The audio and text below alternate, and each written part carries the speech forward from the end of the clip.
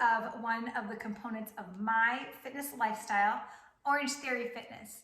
And some of you know this, I was an Orange Theory Fitness coach for about 3 years, and I'm a member now. So I feel like between both of those and my fitness expertise, I can give you some good information.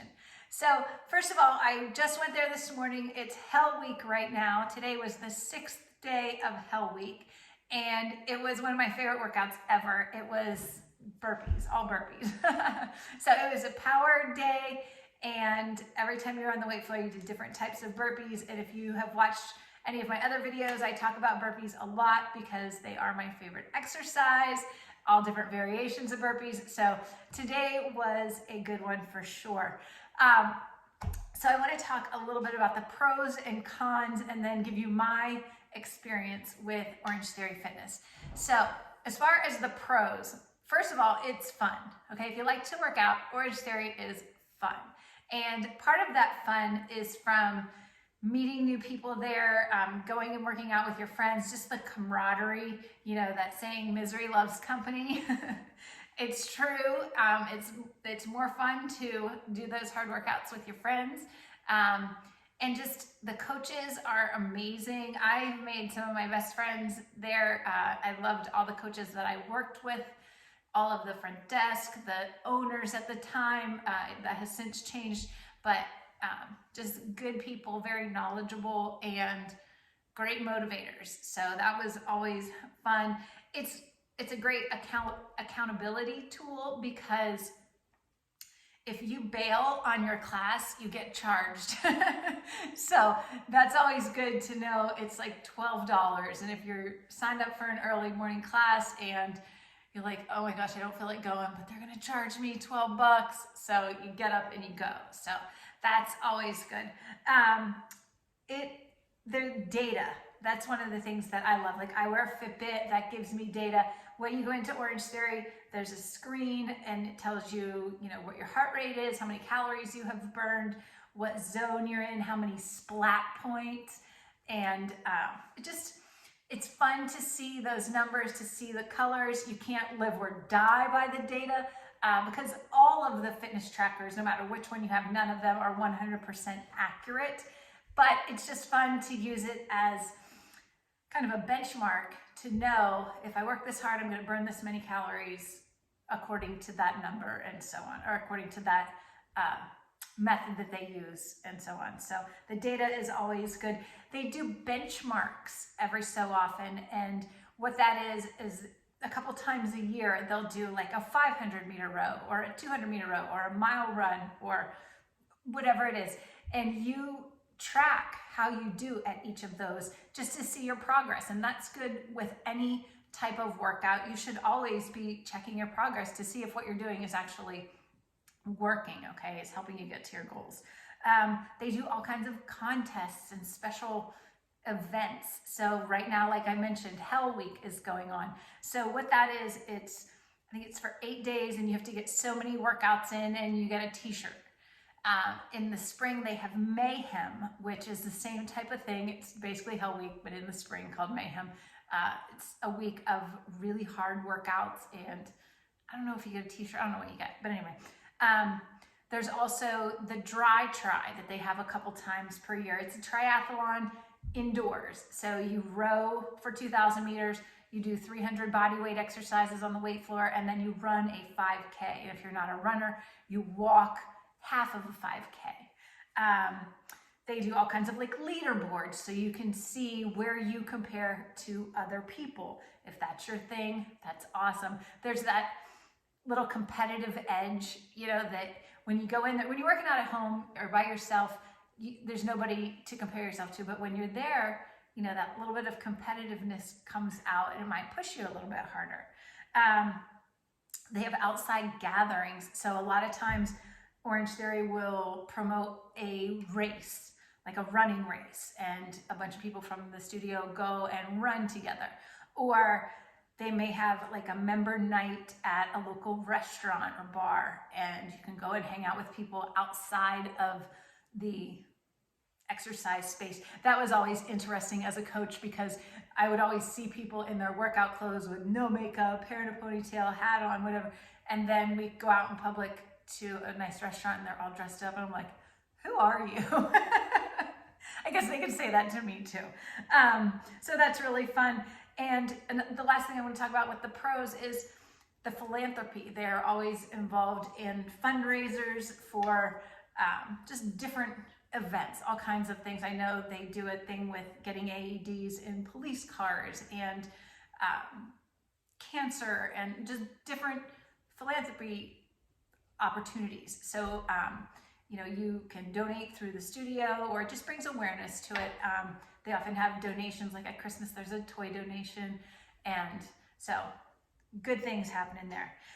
Switch gears, let's talk about the cons, the things that I don't love about Orange Theory. They encourage you, to buy the unlimited package. And I think that going every day and having that unlimited really promotes overtraining, can lead to injuries, can lead to adrenal fatigue. So I do not think you should go to Orange Theory more than 3 to 4 times a week. I think 4 is pushing it. But I have seen people who go 7 days a week for years. And the thing that happens is you have to think about what your goal is with going to Orange Theory. And if your goal is to gain strength or lose weight or change your body composition or improve the size of a muscle group, I don't know, is going 7 days a week really going to get you to your goal, right? And sometimes I see the people who go that many days a week and they do it for years and years and years, and they don't change, they don't reach those goals. So I think that it does not promote cross training when you're encouraged to go every day. Now, these special weeks like Hell Week and Mayhem, that's an exception, okay? Because there are people who do only go a couple times a week, but during Hell Week, they'll go, 4 or 5 days because they want to get that t-shirt. And that's totally fine. But it's the going 5 to 7 days a week, month after month after month after month, the injuries, the plateaus. You really, really need to cross train. I personally go 2 days a week. I cross train, I do other things, and that has been the special sauce for me. I think that Orange Theory can be too much cardio, especially for people in my boat, women over 40, I'm 50. We really need to take it back on the cardio and increase our strength training. So I think a lot of times Orange Theory classes are too much cardio, not enough strength training. Like some days on the weight floor, if they're trying to hit full body in just the weight floor section, I might do 1 set of bicep curls, or maybe I'll hit 3 sets of bicep curls, and that's it for the whole workout. Well, if growing my biceps is a goal of mine, I'm probably not going to accomplish that in that class, okay? So I just think that doing that a couple days a week is okay. Doing it every day is a little too much. Now, I also think that Orange Theory has a running culture. And this is a sore subject with some people who are runners. I know when I was there and I was a coach, I felt like we coached to the runners. And I'm guilty of it too. It's almost like the power walking is something that beginners do, or you do it when you first start and then you work your way up to being a runner. And I did that for several years as a coach. As I was a member before I was a coach, so I did it for all that time. And I really hated running. My body type, I'm just not an endurance runner. I don't know, if I don't have the slow twitch muscle fibers in my body, I can sprint, no problem. But long distance running is just not my thing. But power walking I can do, and it doesn't hurt. So when I was running and I was kind of pushing through all of the this doesn't feel right stuff, I would get injured and I would dread going to class. I didn't want to go because I'm like, I hate to run so much. So when I stopped working at Orange Theory, shortly after that, I stopped going as a member too. And I completely stopped running. And that was about 3 years ago. And since then, I've had no injuries. I'm knocking on something here. So about a year ago, I decided to go back to Orange Theory, and I had 2 non-negotiables of going back. One was I was not going to do those benchmark workouts because that competitiveness would come out and I would go so hard, and then I would be super sore or might be injured, and I'm like, I'm not going to do that. I don't need, at this point in my fitness journey, I don't really need to know how fast I can run a mile or whatever it is. My second non-negotiable was I am not going to run. I'm going to stick to power walking.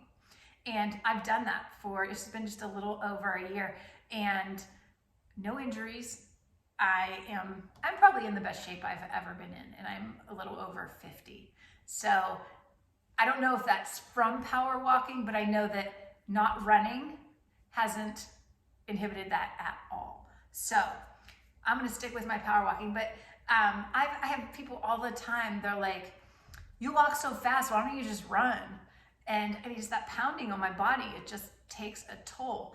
And so I think that the stigma is still there that, we should progress to running. I'm not going to progress to running. I get my heart rate up, I burn more calories, I get more splat points power walking than I ever did running.